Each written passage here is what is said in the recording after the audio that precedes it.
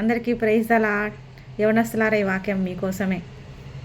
అనేక మంది యవనస్తులు దారి తప్పిపోతున్న నేటి సమాజంలో అనేక మంది తల్లిదండ్రులకు లోబడని పిల్లలు ఎంతోమంది ఉన్నారు. కాలేజీలకు వెళ్తున్నామని చెప్పి, స్కూల్కి వెళ్తున్నామని చెప్పి తల్లిదండ్రులని మోసం చేసే పిల్లలు ఎంతోమంది ఈ లోకంలో ఉన్నారు. వారికి లోబడిన వారు, దేవునికి భయపడిన వారు చాలా తక్కువ అని చెప్పుకోవచ్చు. ఈ జనరేషన్లో చాలామంది పిల్లలు పాడైపోతున్నారు.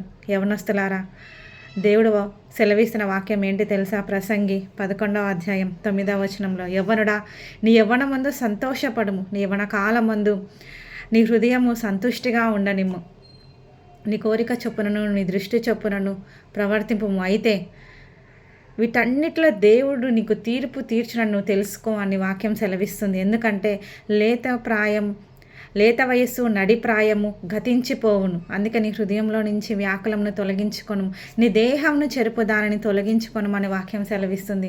స్మోకింగ్ చేస్తున్నారో, డ్రింకింగ్ చేస్తున్నారో, మరి ఏం చేస్తున్నారో, కంబైన్డ్ స్టడీస్ అని చెప్పి ఏ పాపంలో మీరు పడిపోతున్నారో, ఎక్కడికి వెళ్తున్నారో, ఎటు తిరుగుతున్నారో, కానీ దేవుడు ప్రతిదీ కూడా అబ్జర్వ్ చేస్తానే ఉన్నాడు. నీ నడకను, ఆయన నీ పడకను, నీ హృదయాన్ని, నీ ఆలోచనలు అంతటిని కూడా దేవుడు పరిశీలన చేస్తానే ఉంటాడంట.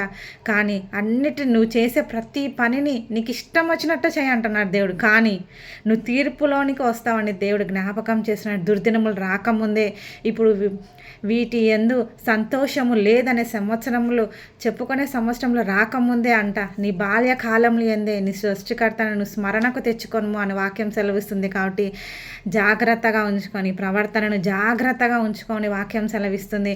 ఈ వాక్యం వింటున్న నీకోసమే, నువ్వు తప్పిపోయిన నీకోసమే, తల్లిదండ్రులను మోసం చేస్తున్న నీకోసమే ఈ వాక్యం ఈరోజు.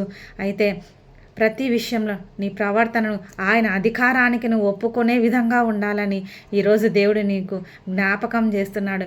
యవనస్తులు బలవంతుని చేతిలోని బాణముల వంటి వారంట. కాబట్టి మీరు దేవుని చేతిలో వాడబడే బాణాలుగా ఉండాలి, కానీ మీరు ఈ లోకంలో కలిసిపోయేవారుగా ఉండొద్దు.